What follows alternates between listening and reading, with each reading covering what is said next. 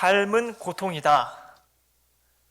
크리스천 청년 필독서라고 해서 대학생 때 유행 따라 열심히 읽어봤던 아직도 가야 할 길이라는 책의 첫 문장입니다.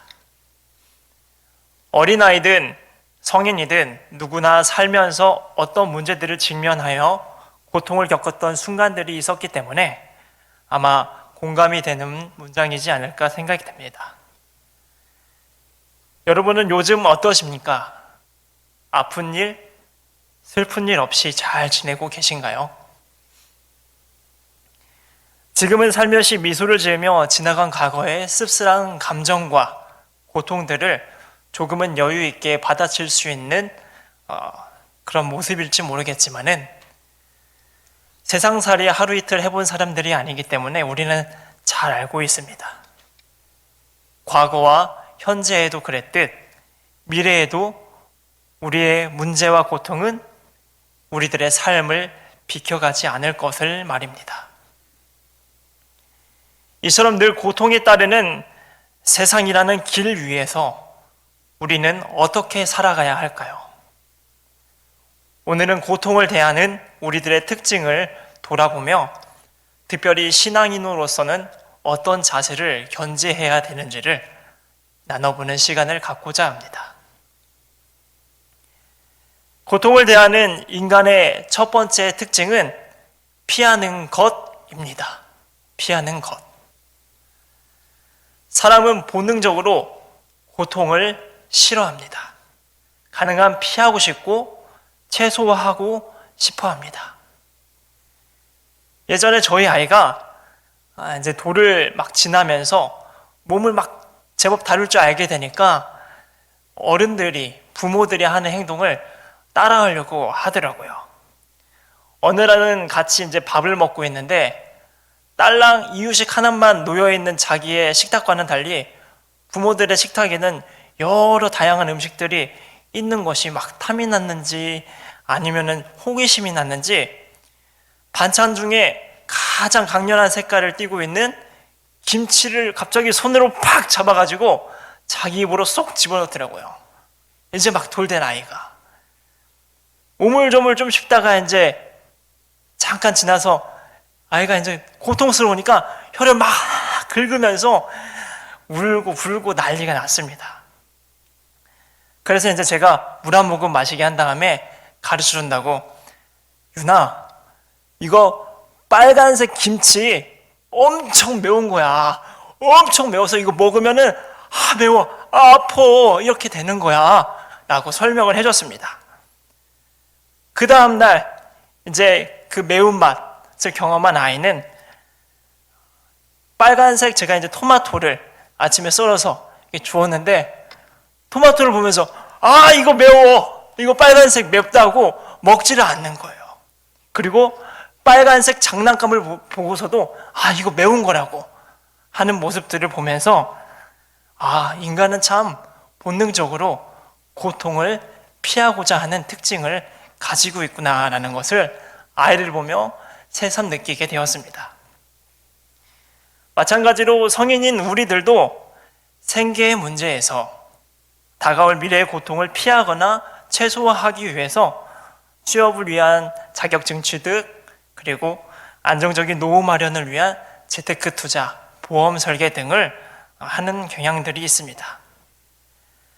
그런데 이렇게 고통을 피하고자 했던 현대인들의 모습들이 꼭 지금 우리들에게만 적용되는 것이 아니라 옛날 과거에 고대 시대였던 예수님이 살았던 그 시대의 사람들에게도 나타납니다. 특별히 오늘 본문에 등장하는 부자 청년에게 고통을 피하고자 하는 이러한 특징이 보입니다. 19장에 예수님께서는 오랜 기간 말씀을 전하시며 익숙해졌던 갈릴리를 떠나 그 아래에 위치한 요단강 건너 유대 지역에 새로운 첫발을 내딛습니다. 그동안 소문으로만 듣던 예수가 왔다는 소식을 듣고 그 동네 사람들은 예수님이 있는 곳으로 어서 빨리 모여듭니다. 다양한 사람들이 모인 그곳에서 예수님은 첫 말씀으로 천국, 곧 하나님 나라에 대해 이야기하시는데, 특별히 하나님 나라에 들어갈 수 있는 사람들의 조건에 대한 말씀을 말씀하십니다. 그 이야기를 유심히 듣고 있었던 한 청년이 당돌하게 앞으로 나와 예수님께 말을 겁니다. 여기서 이 청년은 오늘날과 같은 대학생, 사회초년생 청년처럼 생각하면 안 됩니다. 누가복음에서는 이 청년을 관리로 대신 기록하며 젊은 나이지만 그 동네에서 꽤 영향력이 있었던 사람으로 그려내고 있기 때문에 우리는 이 청년을 그냥 오늘 현대의 청년들처럼 가볍게 쉽게 사회초년생처럼 생각을 하면 안 되겠습니다. 아무쪼록 성경은 예수님과 이 청년의 대화에 주의를 기울입니다. 청년은 묻습니다. 선생님, 내가 무슨 일을 해야 영생을 얻을 수 있습니까? 청년의 관심은 현재 먹고 사는 문제가 아니라 영생, 곧 하나님 나라에 들어가는 것이었습니다. 청년은 가진 재력과 사회적 지위가 있었기 때문에 현세의 삶이 남들에 비해 아쉬울 것 없었을 테고, 그만큼 살면서 최소한의 고통만을 경험했을 것입니다. 하지만 죽음 이후의 사후세계는 달랐습니다. 사후세계는 돈과 명예로 들어갈 수 있는 곳이 아니었고, 당시 유대교 중에서도 바리새파는 율법을 잘 지켰느냐 못 지켰느냐의 여부에 따라 사후 천국으로 가느냐 스오르로 가느냐라는 내세관이 있었기 때문입니다.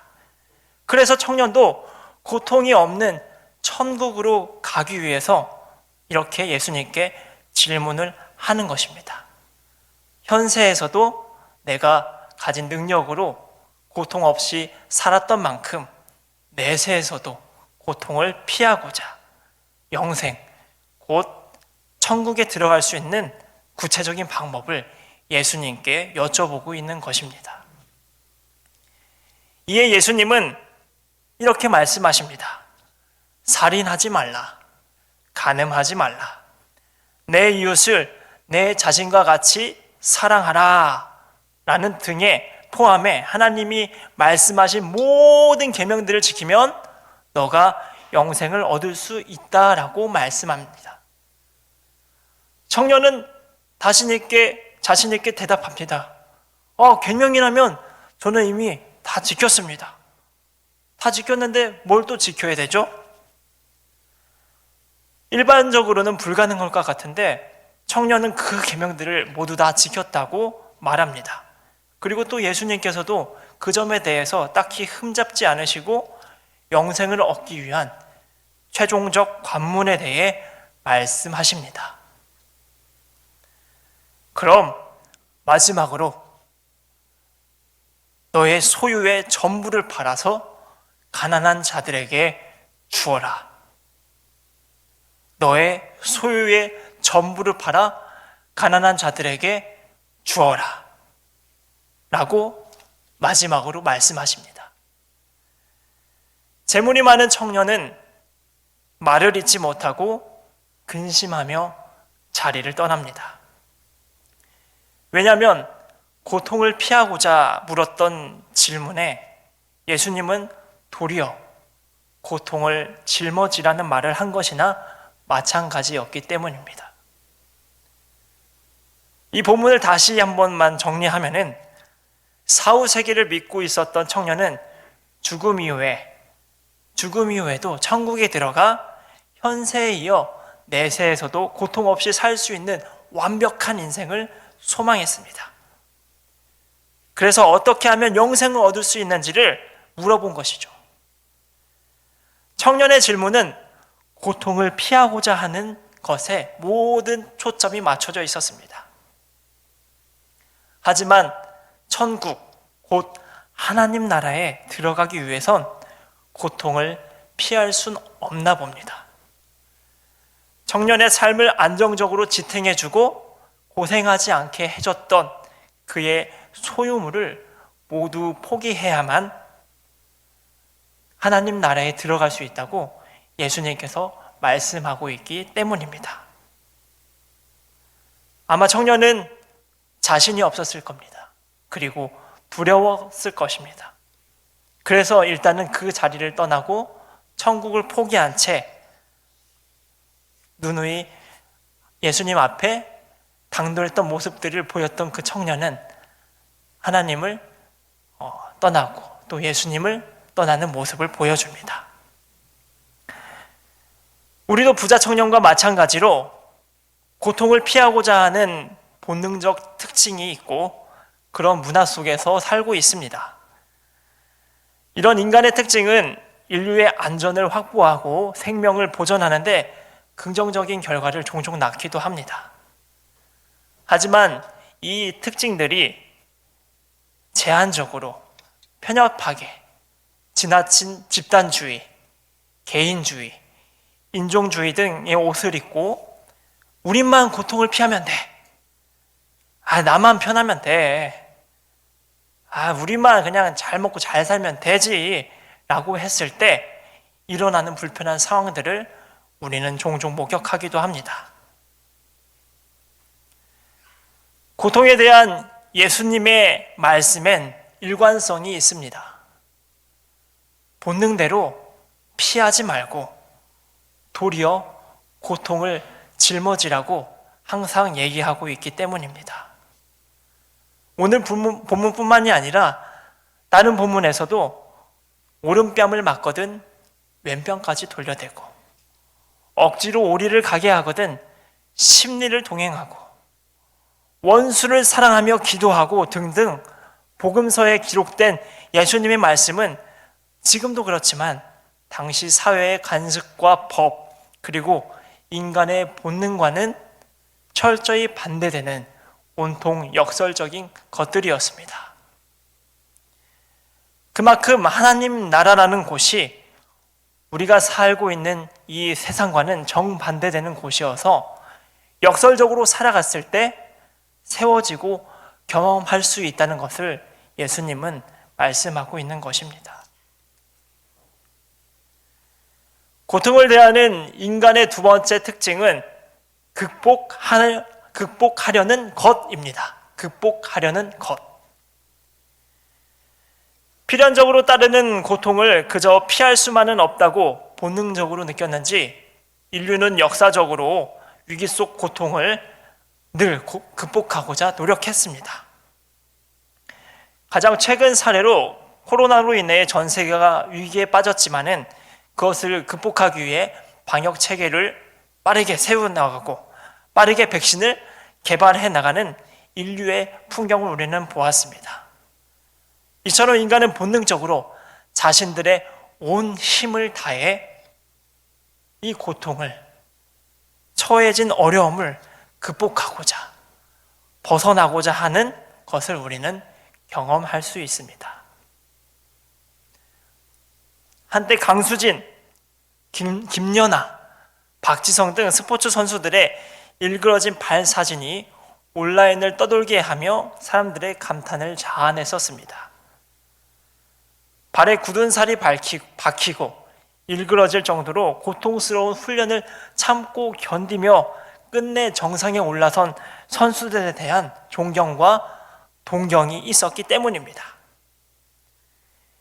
이처럼 인간은 고통을 극복하려는 특징을 가지고 있고 이를 통해 원하는 목표를 달성해 성공한 인생을 살아가는 사람들을 동경합니다. 하지만 멋지고 대단해 보이는 이 모습에서도 우리 신앙인들이 놓쳐서는 안 되는 점이 한 가지 있습니다. 바로 하나님을 의지하는 것입니다. 하나님을 의지하는 것. 산업이 발달하고 문명이 진보되는 현대를 살아가면서 인간은 점점 하나님을 잊고 자신의 힘과 자신의 능력으로만 위기를 극복하고 목표를 달성하는 것에 많은 강조를 둡니다. 이런 현대의 문화적 사조는 우리 신앙인들에게까지 영향을 미쳐서 하나님을 의지하기보단 나 자신만의 힘을, 나 자신만의 능력을 의지하고 또 그 공로를 자신에게로 돌리는 오만한 태도를 갖게 하며 결과적으로 하나님을 떠나게 만드는 요인이 되기도 합니다. 오늘 본문에서도 예수님이 말한 계명을 다 지켰다는 이 부자 청년에게 예수님은 이렇게 그래 그러면 됐다. 너 영생 얻을 수 있다. 라고 말하지 않았습니다. 우리 21절 말씀을 다시 한번 읽어보겠습니다. 21절 말씀을 19장 21절 말씀을 다시 한번 읽어보겠습니다. 시작. 예수께서 이르시되 내가 온전하고자 할진대 가서 소유를 팔아 가난한 자들에게 주라. 그리하면 하늘에서 보화가 내게 있으리라. 그리고 와서 나를 따르라 하시니. 예수께서 이르시되 네가 온전하고자 할진대 가서 내 소유를 팔아 가난한 자들에게 주라. 그리하면 하늘에서 보화가 네게 있으리라. 그리고 와서 나를 따르라. 이 구절에서 가장 핵심은 와서 나를 따르라는 것입니다. 다시 말해 청년이 그토록 원하는 영생, 곧 천국은 예수님과 함께 했을 때 비로소 들어갈 수 있다는 말씀입니다. 와서 나를 따르라. 소유물이 사라졌을 때 생길 현실적인 문제, 고통, 걱정하지 말고 나를 믿어라. 나와 함께 하나님 나라를 향해 가자라는 예수님의 말씀입니다. 부자 청년에게 말했듯이 예수님께서 오늘 우리에게도 말씀하고 계신 줄 모르겠습니다. 현실적인 어려움, 고통들, 너의 힘과 재력으로 해결되는 것이 아니다. 너의 재물을 믿지 말고 너의 능력을 믿지 말고 이리 와서 나와 함께 하자. 나를 의지하렴. 영생을 얻는 것, 천국에 들어가는 것, 하나님 나라의 백성으로 살아가는 것, 너의 능력으로 할 수 있는 것이 아니다. 너의 돈으로 할 수 있는 것이 아니다. 와서 나를 따르라. 와서 나를 따르라.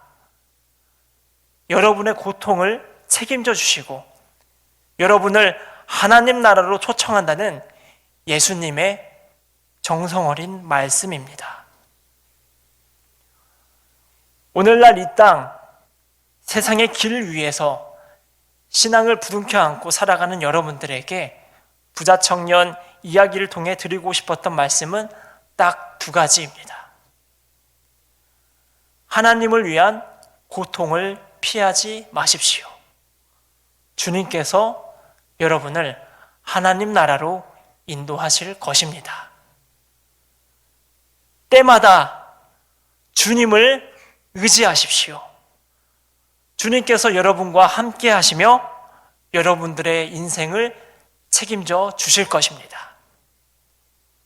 이 두 가지를 잘 기억하시면서 하나님을 의지하고 그 가운데 고통을 피하기보단 주님 의지한 가운데에 고통을 이겨내며 주님 나라를 위하여서 또 주님 나라로 들어가는 발걸음을 곧장 열심을 다해서 걸어가는 우리 모두가 되었으면 좋겠습니다. 마지막으로 오늘 설교를 보충해 준다고 생각하는 신학자 라인홀드 니버의 기도문을 읽으면서 마치도록 하겠습니다. 주여, 제가 바꿀 수 없는 것은 겸손히 받아들이는 평온을 주시고 바꿀 수 있는 것을 바꾸는 용기를 주십시오. 그리고 이 둘의 차이를 구별하는 지혜를 주십시오. 하루를 살아도 한껏 살게 하시고 한순간을 누려도 한껏 누리게 해 주십시오. 고난은 평화에 이르는 길임을 받아들이게 하시고 죄로 가득한 세상을 주님께서 끌어안으셨듯이 저도 제 뜻이 아닌 있는 그대로 끌어안게 해 주십시오. 제가 당신의 뜻에 순종할 때 당신께서 모든 것을 바로 세우실 것을 믿게 하여 주십시오. 그리하여 이 땅에서는 사리에 맞는 행복을, 천국에서는 영원토록 당신과 함께 다함이 없는 행복을 누리게 하옵소서. 기도하겠습니다. 하나님 아버지, 오늘 부자 청년 이야기를 통하여서 힘과 능력과 명예는 있지만 그래서 현실의 고통을 피해 최소화한 삶을 살아가고 있지만 하나님 나라를 갈망하는 부자 청년의 모습을 보았습니다. 많은 것들을 세상 가운데서 누려도 누구도 사후 세계에 대해서 갈망하고 또 사후 세계에 대한 영생을 얻기 위해 늘 갈급함을 갖고 있다는 것을 우리가 알게 되었습니다. 또한 예수님을 통하여서 영생을 얻기 위해 하나님 나라에 들어가기 위해서는 주님을 따라야 된다는 것을, 내가 가진 능력과 내가 가진 힘을 내려놓고 주님을 의지하며 주님 곁으로 나아가야 된다는 것을 알게 되었습니다. 우리가 알고 있는 이 알미, 삶이 될 수 있도록 인도하여 주시옵소서. 우리가 날마다 고백하며 내뱉는 우리의 이 알미, 주님을 향한 믿음이 될 수 있도록 인도하여 주시옵소서. 그래서 세상 가운데에 내게 다가오는 그 고통들을 주님을 의지하면서 이겨낼 수 있도록 하시고, 또 하나님 나라를 위해서 겪는 모든 고난들을 마땅히 겪어내며 주님 나라를 세워가고 주님의 나라를 향해서 전진해 나가는 우리 모든 크리스찬들 될 수 있도록 인도하여 주시옵소서. 매일간의 삶 가운데에 승리하고 또 다음 없는 행복을 누리는 우리 모든 영문교회의 교인들 되길 간절히 소망하며 우리 주 예수 그리스도의 이름으로 기도드립니다. 아멘.